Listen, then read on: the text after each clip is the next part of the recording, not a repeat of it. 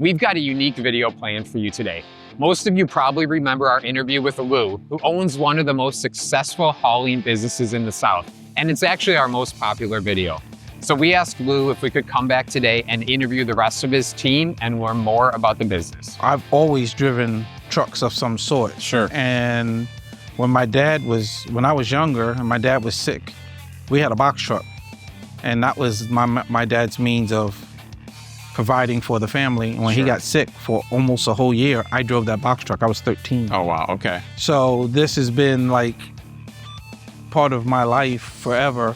And I've been in the heavy haul business for 29 years now. Okay. I've been in trucking all my life.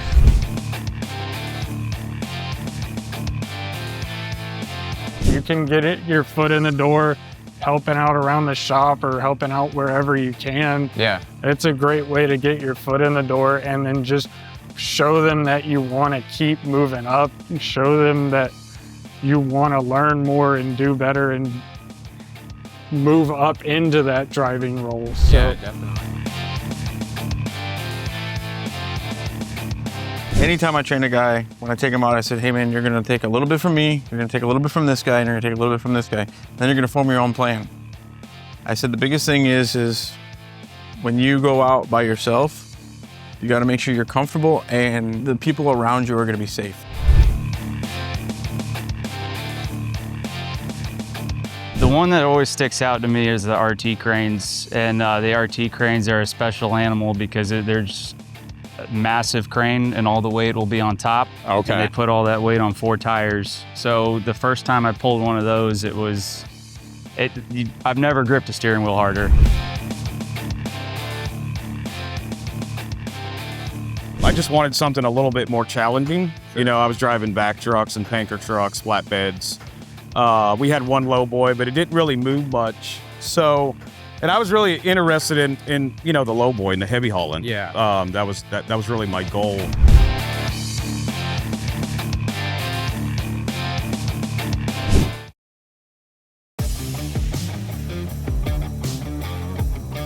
What is your role? Like, what is your official position here? We do a little bit of everything here. We kind of, like we're working on that trailer out there. We got a welder, fabricator, and then we got almost any tool imaginable here. Yeah, right. And what we don't have, we have access to through different vendors that we've used for years. Yeah. So realistically, we do almost everything in-house. I mean, all these trucks are built in-house. Right. This is a project I'm working on right now. Nice. And this truck came in, it was a wreck. I mean, when I started, like I always have a hard time like just coming in and doing my job and going home. Sure. I don't feel like, and people are okay with that and there's nothing wrong with that at all. Yeah. But it's one of those things where like, if something's broke on the truck, like I'm more than willing to tackle the problem to get it fixed. That way that truck can go run the next day. Sure. So it definitely comes in handy in that aspect of like the willingness to just jump in and take off. Yeah. When I started, there was 4 of us, 5 if you included Lou himself. Okay. So we had 2 little boy drivers, 2 Landau drivers. I started in a Landau, a beaver tail Landau. Okay. And that's when I ran. Slowly worked my way up to where I'm at now. So I mean, there's more driving than wrenching these days. Okay. I mean, we have a much bigger team than we did when I started. So it definitely helps out in that aspect. Lou brought me in as a Landau flatbed driver. Okay. I was working for a tow company running a 7-axle setup, but it's a little different over there. You know, here everything's by the book. And he taught us how to do it the right way, Sure. you know, so we're not getting stopped at the scales and all that stuff. But yeah, it's a lot different over here. It's a good place to be. I currently am doing pilot escort. Okay. And just escorting any of the oversized loads that we have around here. I think like a lot of people don't know what a pilot escort is. Like, Right. what do you actually do as that in that role? For that role, we pretty much are traffic control as far as making sure pedestrians and normal civilian traffic aren't interfering with where the load is going. Okay. So if you're following in the back, you're making sure nobody's coming up too close to the side of the load making sure on like hard turns, nobody's coming up inside, because that's one of the worst things with any kind of truck really is taking a wide turn. You're leaving a huge amount of space on the inside, and if somebody comes up inside you and you don't see them, you're gonna run somebody over. They don't know how wide you or how much you're gonna cut back in that turn, right? And with our multi-axle trailers, we have to sometimes go lanes over before we can start making a turn. So we have multiple lanes on the inside that have to be shut down. So we'll get in there and just keep everybody back and slowed down enough to where the driver can safely make their turn. So how long have you been working as a shop manager? Have you always been in that shop manager role? I've always been, I've been in trucking now since I've had a driver's license. So when I got a driver's license, you could get a commercial driver's license. They used to call it a Class A. Okay. A chauffeur's license. And I've had a chauffeur's license since I was 16. I've been piloting with Lou for only about 2 years now. Okay. Yeah. Were you doing that before that No, you I was came to driving. the company? Okay. Yeah, I was driving. Does everyone start out like coming to Lou as a pilot and then they move into driver, or like how does that role of succession work? Well, we kind of recommend to every driver to have their pilot license. Sure. Only because just in case anything happens out there on the road, you know, the driver may get sick, might have to fly him home, or he might be local, need to go home. Right. And we can just, we can take that pilot driver and stick him in the truck and hire, a third party. So that cross-functional skill makes you more flexible, if things come up and things like that. Yeah. So did you get started here as a pilot escort, or like what job were you doing when you first started working for Lou? So when I first started here, I was actually more like a shop hand. I was making sure the floors were kept up, swept, making sure trash was taken out, occasionally having to clean bathrooms, sweep and mop offices and stuff. Just any kind of like little help that was needed around the shop, I would help take care of. Sure. Got into helping doing oil change and services on the semis and everything, mowing the lawn, just kind of just normal small stuff like that. Just your casual shop work. So just anything I could do to help, I was just trying to get as much involved in as I could. Nice. So, and then after about a year or two, I ended up getting my pilot certification and got into escorting. So you mentioned a little bit, but what would you say the biggest difference is between working for another trucking or heavy haul company versus working for Berardinis and working for Lou? Attention to detail. He's got really nice equipment, but he holds us to a really high standard with it. Sure. So there's a lot of responsibility that comes with it. But once he trusts you, it's on you to make the right decisions and stuff. He doesn't micromanage us at all. Yeah. So as long as you're doing the right thing, your phone won't be ringing. You get the job done and go home. What is a challenging job, or like what's one of the craziest pieces of equipment that you've ever moved? Universal was building a new roller coaster, and I was hauling roller coaster parts on a 100-foot stretch trailer. Okay. And we'd have to go through the park at 1 o'clock in the morning, stretch it out, and then the cranes would position over you and pick it off of you. And then you couldn't get out of there stretched out. You could barely get in. Yeah. And then you'd have to pull out, close up the trailer, and then pull out, and then go park the trailer and stretch it back out so they could load another piece on it. And that was pretty cool. Yeah. The most challenging thing, I think, I won't even say it's a challenge. I hate moving them, and everybody you'll talk to here probably hates them, is RT Grove cranes. Okay. They're big rubber tire cranes, and they're like a big elephant. They just kind of sway all over the place, and all right. No matter how you tie them down, it just seems like they still move around. Yeah. And they give you a really uneasy feeling when you haul them, because even when you chain them down, the trailer just seems to sway with them because they're so tall and top heavy. Yeah.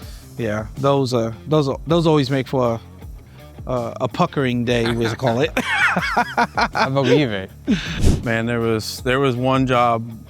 Timmy Donahoe and myself went to Brunswick to pick up transformers. There were 2 transformers going from Brunswick to pretty much northwest Georgia. Okay. I was going to Rome, Georgia.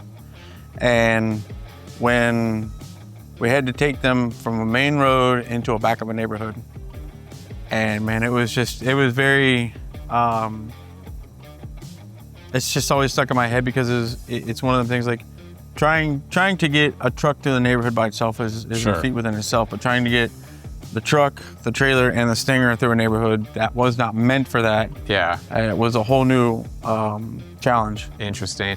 And was it like, how did you solve some of the problems? Was there like overhead power lines, or was it like too narrow roads, or? It was narrow roads, 3 to 4 foot ditches on either side. Okay. I mean, it was a team effort between Timmy and I trying to, he was my ground guy. He was watching me, getting me forward, which way I needed to cut the wheels, things like that to be able to make the corners without anything going wrong.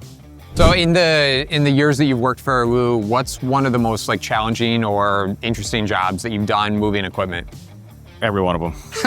Okay. Every one of them. Yeah. I think every move. It doesn't really matter. The size of it. It's a challenge. Yeah. The concept's the same, but each one presents like a unique challenge in and of itself. Yeah.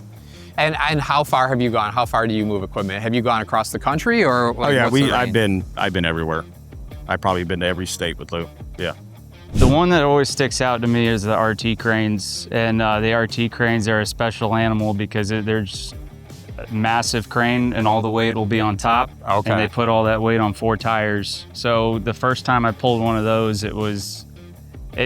I've never gripped a steering wheel harder. I mean, unless you put them on a beam like this and take away the bounce, your truck is doing whatever the road's doing. So if the road's like this, you're all this side, and the turns are real sketchy, but you just take it nice and easy. And how far was that load going?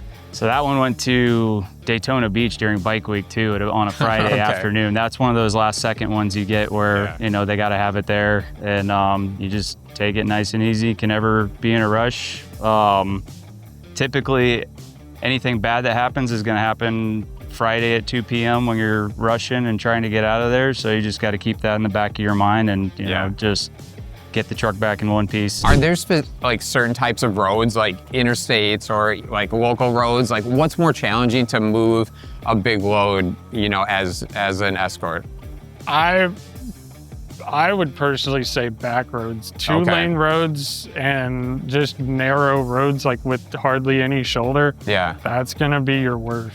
Interesting. And the most difficult, because if you've got a wide load and you're going down a 2-lane road with no shoulder, you're working, the rear escort and the front escort are working together to make sure that the driver knows what's going on around them. Yeah. Because if you've got traffic coming towards you and you don't have room to get over, the front escort needs to make sure that the cars coming towards you are moved off far enough so that you can get around them. Yeah. Interstates and stuff, you have more lanes to move around and usually wider shoulders to pull off if you need to get out of something's way. Yeah. One of the mistakes we see businesses make is they don't follow up on invoices with clients. Jobber not only allows you to easily send invoices from your phone, but it will automatically follow up with unpaid invoices to make sure you're paid on time and your business runs smoothly. Does it feel like there's a typical day for you as in that shop manager role? Like, is every day the same, or is it kind of everything changes that you have to do on a daily around basis? Here, the one thing that doesn't not happen is it doesn't stay the same. Okay. There's always a challenge, and there's always something to step up to. Yeah. I mean, you got some jobs, how you can do a job and you can be like, I'm comfortable right here. I'm not doing nothing else. Right. And then there's some jobs, you can say, okay, I'm comfortable here, but he kind of needs me here. And so you step up. And that's how I tell him. I tell him, listen, I'm your backup. Tell me what you need. Sure. I'll go do it. If I'm not sure about doing it, I'll get with one of the other guys that have experience doing that job.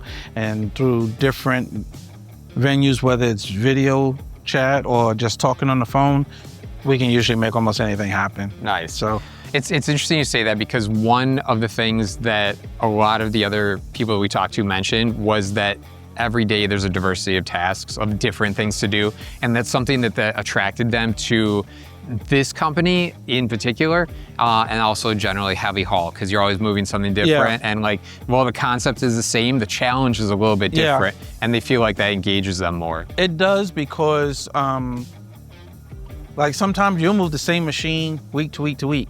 The people come back, okay, we need to put over here. Okay, come back, we need to put over there. And I moved a crane on the beach a couple of weeks ago, and I'm chaining it up. And the guy says, we're only going 2 miles up the road. You don't really have to put no chains on that. I said, we have a rule at our company. He says, what's that rule? I said, 50 feet or 50 miles, you chain it the same way. Yeah. Because it doesn't, if that machine comes off the trailer, the damage it does and here to there doesn't change. Yeah. You know, it's a bad day. Yeah. You know, so he goes, okay. I was like, yeah. So we chain everything the same way. You know, is that concept hard to put in your head sometimes? Sometimes you just want to get it done and over with. And you just want to say, okay, I'll just throw a chain on it here and I'll throw a chain on it there. But that saying that he says always comes back to mind. 50 feet or 50 miles, you chain it the same. Yeah. And so that's always been my go-to thought, because I feel like as long as I keep that thought in my head, it's protecting me, it's protecting him, and it's protecting everybody else's job. Because if something catastrophic happens, it doesn't just affect him and what he has to do, it affects all of us. Right. Yeah. You know, there's things that end companies, you know, and we're all responsible to make sure that doesn't happen. What does a typical day look like for you as transport manager? Is there any typical day? Not really. Okay. Not really. It's like a boxing ring, you know? You just come to work and be prepared to box. Right, right. You know? So any day you could drive, you could be a pilot, you could be in the shop or something like that. I'm a guy that wears many hats. Yeah, pilot, drive, you know, do whatever it takes, you know, whatever it takes to get the job done. Yeah. Yeah. A move like this is thought out and prepared for, Sure. which is nice. You know, sometimes you get a last second thing, you do what you got to do, but everything's pretty much, you know, on paper before we get there. Yeah. So, you know, we start about 6 a.m. Trucks you leave about 7 a.m. and then on a good day, we're out of there about 5, 6. So, okay. you know, he doesn't put too much on us. He doesn't rush us. You know, as long as we're doing what we're supposed to do out here, it's, you know, things typically go as planned, you know, as much as you can control it. Yeah. So. What advice would you give to people that are totally green, totally new, looking to get into this kind of business? Honestly, like, don't take no for an answer. Okay. Be persistent. When you come in somewhere new, whether you have experience or not, again, if you're super green, wet behind the ears, like, get with the old heads, so to speak. You're gonna learn. You're gonna try to learn from them, but you're also gonna have the guys that have been there for, you know, a year or two or something like that know what they're doing. If you see somebody putting 3 or 4 chains on a machine and that doesn't make you comfortable, dude, by all means, put more on there if you want. Yeah. You never heard of anybody saying having an accident or anything like that. Well, he had too many chains on there. No. Right. You know, I mean, it's always chain securement, overhead, things like that. You know, and don't be afraid to make a phone call. Yeah. There's no such thing as a stupid question. Edit this out. There is such things as stupid questions. I've heard them, but but in this industry, dude, when you break it down, you're not going out to haul the same thing every day. Sure. One day may be a skid steer, the next day may be a grader or an excavator or a bucket loader, or I didn't even know they made these. It's called a dingo. Okay. It's like a ride-along bucket loader. Interesting. Very small. Yeah. I'm like, but again, I mean, it's an adapt and overcome. And if you look at something, you're like, man, I don't know how I'm gonna chain this down. Don't hesitate, make a phone call. Yeah. You know, I mean, the willingness to learn is probably the biggest thing. And don't think you're ever above somebody. Sure. You know, I mean, it's just, you're gonna think you're above somebody and somebody's gonna show you what's up in a real heartbeat. Definitely. Whether you want them to or not. So it just, and constructive criticism is definitely a big one. Right, being able to take that constructive criticism. Yes. Did you start out getting your CDL license, or like what was your first foot in the door towards heavy haul? First got my CDL back in 2007. Okay. I've got my permit. Then I went to work for my father, and I made that. I was with him for 10 years. I went out there for a little bit, and the challenge just wasn't enough, you know? Okay. So I ended up working for a local towing company in Tampa. Oh, interesting. And I learned a lot there. Okay. You know, as far as started out in a Landau, started out with a, step deck flatbed, went to a Landau, went to a 35 ton, 50 ton, 60 ton, then Sure. 80 ton, you know? Yeah. For people that are getting started, they look at this and they're like, I want to get in a heavy haul. What would you recommend is the most effective first step for them? Is it go out and get your CDL license? Is it go and like work in a shop and like learn the mechanic aspects of it? Yeah, get your CDLs the first, the big step, and probably your local towing company, asphalt company, Sure. just somebody will give you, the opportunity. Get your foot in the door, get some experience. Yeah, the biggest thing is you got to want to do it. Sure. You know what I mean? If you don't want to do it, it's not going to work. Yeah. You know? Is there a lot of competition for drivers in heavy haul? Like, is it hard to get in with a company, or is it like a very specific skill set where there aren't a lot of people that are qualified to do it? I think it's a little bit of both. Okay. Yeah, a little bit of both. I mean, it all depends on the driver, Sure. There's a lot of drivers that, that they just may need a paycheck. Yeah. Then there's a driver that he just wants to learn. You know what I mean? And whatever it takes to learn, he's gonna learn, So those are the guys that really make it. Nice. They're not worried about making, $100,000 a year right off the bat. You know what I mean? They just come in and, say, hey, we're going to pay you, $60,000 and, go from there. And, like I said, you got to want to do it. What were you doing? So you've been here for 2 years. What were you doing before you came here? And like, how did you originally get your start into trucking? So I got my CDL when I was this is about 14 or 15 years ago now. Okay. I'm 37. And so my dad ran trucking business. Okay. So back then, you just take a truck and a trailer down to the DMV, take the test, and that was it. Sure. It's a lot more hoops to jump through now. But I did that for a few years, drove for him. Moved to Florida because he was up in South Carolina. So I moved to Florida. And I didn't get into equipment until about 5 years ago. He did equipment a little bit. So I had, a little bit of experience in it. But the record company is what threw me right into it. Landau's, Lowboys. Yeah.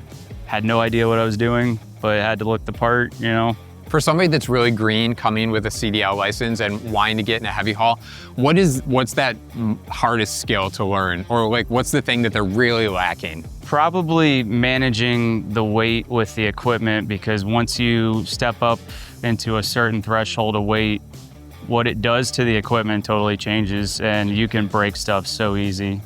When you get into the step between 7 and 8 was a pretty big jump. It rides the same once the wheels are turning, but how you load the machine, you can break metal real easy, pretzel cylinders, like if you're not being careful. Yeah. It's just that weight class from about 80 to 100 just ups the ante on the stress on the equipment. So the biggest thing is just taking it slow, getting your securement right, and then, just going slow with it, until you're comfortable with it. And what kind of step up is it from that to this, what we're doing here today? So everything feels about the same once you're rolling. So it's really you're stopping and starting. Yeah. So when you go to take off, especially when you're in dirt and stuff, you got to know your truck.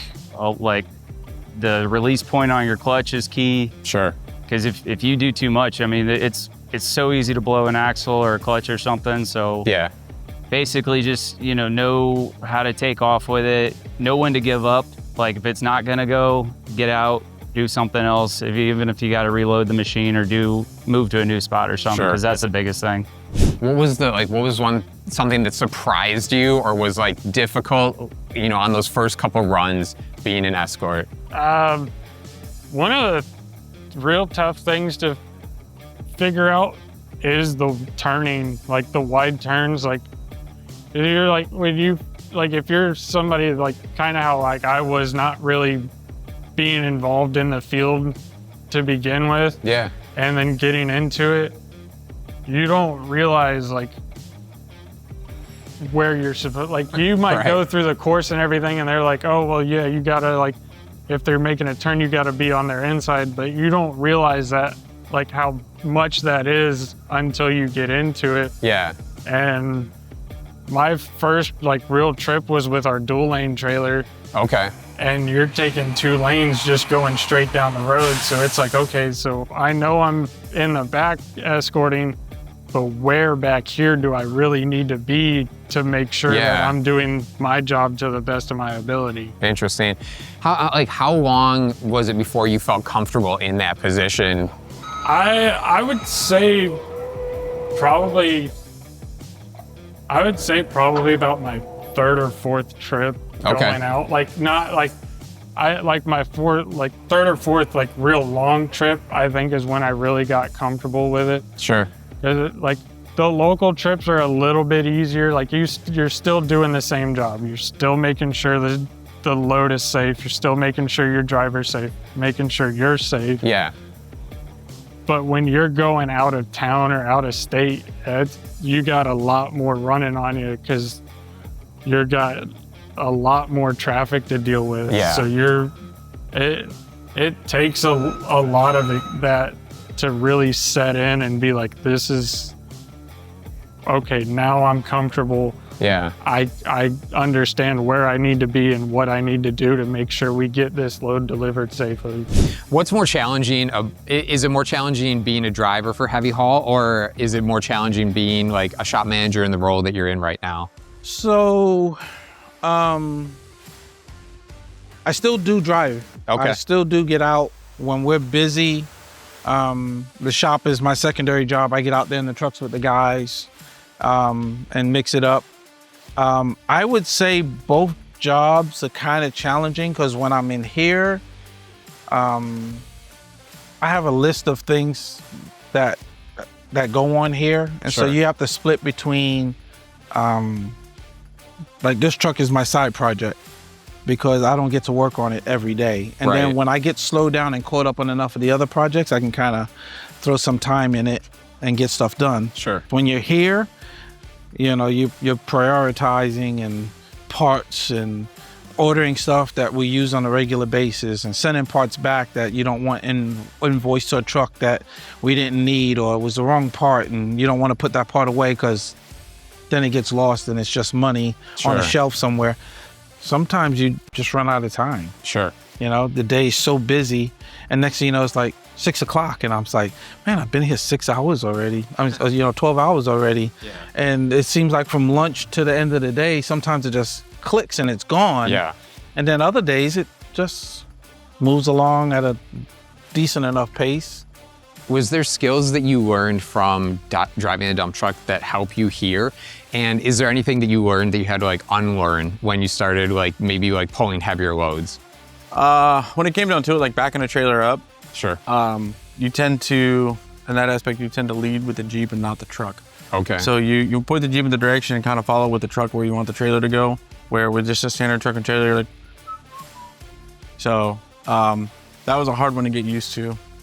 But no, I mean, it probably helped me because I was diverse in what I could drive. Sure. I can get in this truck and drive it down the road, or I can get a brand new truck and drive it down the road. Yeah. So it, you know, again, it helped me in that aspect of being diverse and I'm not stuck in a specific truck. Yeah, definitely. I mean, I drove 8 speeds, 12 speeds, 13 speeds, 6. It was a 6-speed with an overdrive. Okay. I drove a twin stick Mac. You know, I mean, it just kind of took me where I needed to go. There's 2 types of businesses we come across: those who can scale and those who can't. We believe the best way for a home service, trade, or construction business to scale to $1 million business is by using Jobber. If you want 20% off your first 6 months, check out our custom link below. When you think about the equipment that's here, do you have a favorite piece of equipment or a favorite truck that you have here? I like the older trucks. Okay. When I was coming up in the trucking industry, I drove a lot of these old trucks, R models, rotary 7 speeds, auxiliary boxes for off-road dump trucking and stuff like that. So I have a love for the old stuff. Sure. but the old stuff will beat you up. All right. So you have a love for the old stuff because of where I came from. Right. I'm 62 years old, so I've been in this industry for a long time, and so I drove. This is all I knew back in the day. You know, Sure. I didn't know none of these new trucks, AC that really worked great. Yeah. You know, power steering that really worked great. You know, stuff like that. So you kind of say, okay, I have a really good big love for the old stuff, and then you drive one of those old trucks for a couple days, or you just move it around. You be like, yeah, I kind of like that new truck. You just can whip it around. You know, they turn real good. They drive good. The AC's instantly cold, not 5 hours later cold. Yeah. You know, stuff. But like they that. don't look like this truck does, right? No, they don't. look They, as good. they don't have the character. These trucks have character. Yeah. You know, you just can't. You see that coming down the road, and you're like, that's badass. Yeah. You know, you see this coming down the road, and it looks like every other truck on the road. You Right. know, aside from the dress up, you know, it looks like. I mean, these trucks stand out, but they still are a very common base truck that's on the road. Sure. It's interesting that, you know, we here have that mixture. We have the mixture of the old and the new, and they are so into preserving the old Yeah. and keeping that heritage alive and keeping that character of the old equipment alive. Yeah. Making it not necessarily new, because we have some equipment that's untouched, survivor equipment that's pretty cool here. But to have but to have working equipment, this truck has gone out and done many jobs. Yeah. That truck right there, that Brockway, just went to Pennsylvania pulling that trailer and 2 other trucks on it. Interesting. All the way to Macungie, Pennsylvania for a Mac show. Wow. So, you know, to have something, to work in a company that has multiple pieces of equipment in different stages where you can see the old trucks, drive the old trucks, feel what they were like, and then drive something that's new, and you have that kind of contrast of the two. Yeah. It's kind of unique. There's not a lot of companies out there that have that kind of old equipment around that you can actually drive and put to work. Do you feel like Florida is more complicated? I mean, you mentioned a little bit like there isn't, you know, there's not mountains and, you know, not overhead clearance and things like that. What's complicated about working in Florida with heavy hauling? The heat, first Sure. of all, this time of year, you got to really take your breaks, stay hydrated. You just got to, it's like any other place. You got to check the maps before you get there. You know, you pretty much can look at Google Maps and be able to like get a good idea what you're getting into and Sure. what areas to stay away from. A lot of it just comes with, you know, being around the areas a lot. You know, there's, you know, Miami's challenging, Tampa's challenging.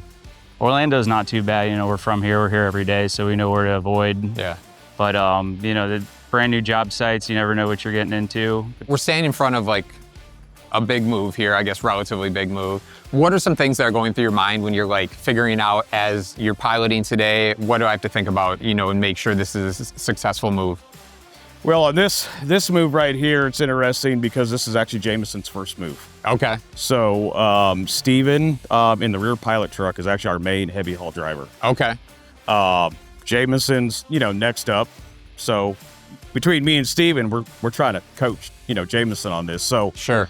you know, on this move, you know, we want it to be safe as possible. Definitely. You know, going over Jameson on how we do things, what to look out for, you know, and just really taking our time. Yeah. And, you know, making sure he's taught, you know, the correct way.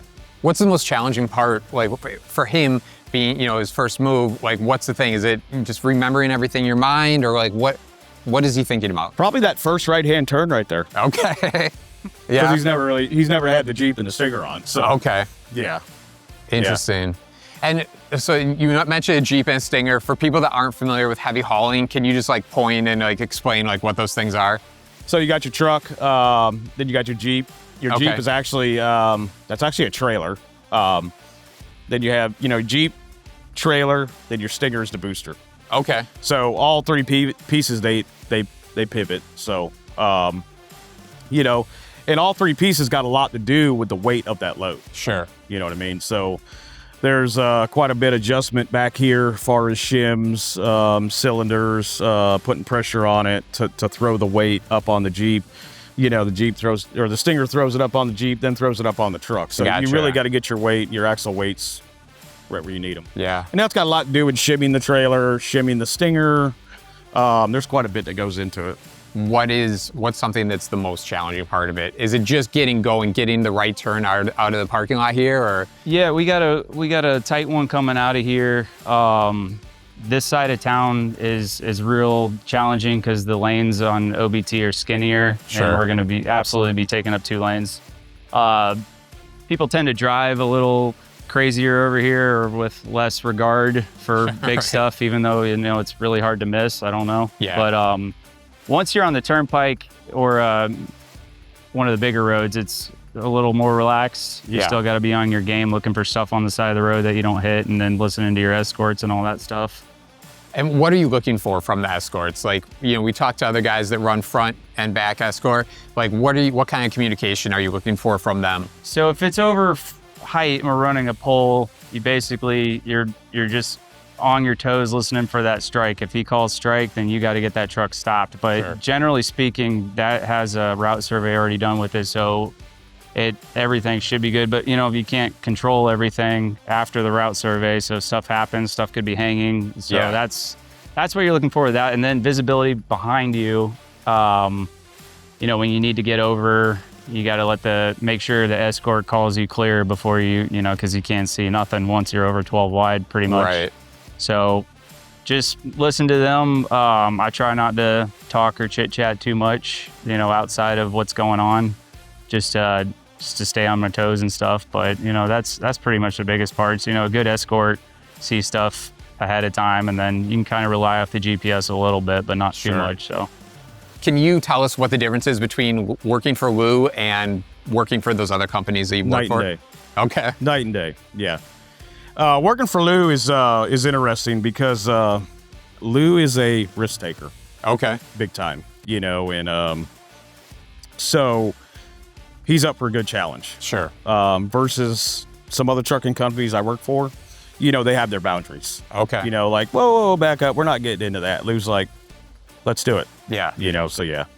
Interesting. So safety on the rig, but taking risks in the type of jobs that he selects. Yeah, the jobs.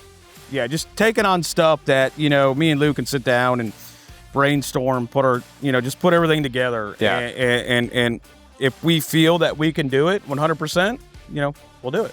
What's the biggest difference between working here and working at those companies? This place is so unique. Growing up in trucking, you know, big fan of old trucks and stuff. Immediately, like I met Lou a couple years ago at a tow show over at Old Town, and like the old antiques caught my eye. Yeah. You know, nobody has that around here. Really in the country, there's only a handful of guys who do it like this, you know, with the attention to like detail in the trucks. But you know, that's only part of it. Everybody likes the shiny trucks, but at the end of the day, they're workhorses too. You know, we beat them to the ground pretty bad. You know. Yeah. You know, we look good doing it, basically. Why is working at Berardinis a better place to work as someone in the trucking industry than working for another company? Here, they are sticklers for doing it right. Okay. More personable here. The boss comes out and works with you. He's not just the guy that sits in the office. He's not the guy that just signs your paycheck. He actually gets out there, he gets dirty with us, he works with us, he comes out there and oversees different things we do.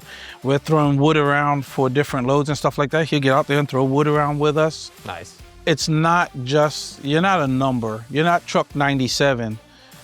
Get me the driver for truck 97. That's not here, okay?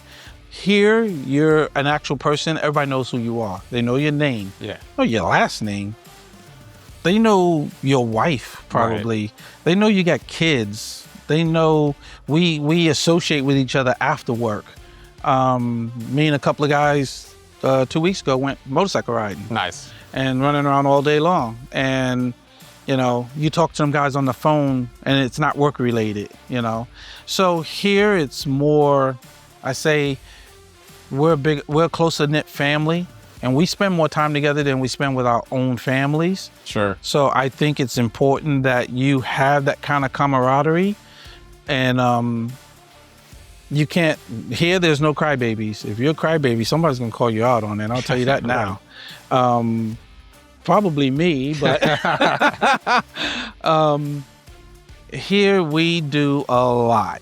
And it requires teamwork in what we do. And if you're not a team player, or you think that you're too good to do sweep the floors, take out the trash, work on a trailer, work on a truck, if you're too good for that kind of work, you're not a good fit here. Yeah. Because here, everything is a team effort. Kenny, thank you so much for your time. Thank you very much. Appreciate It was it. great. Thank you.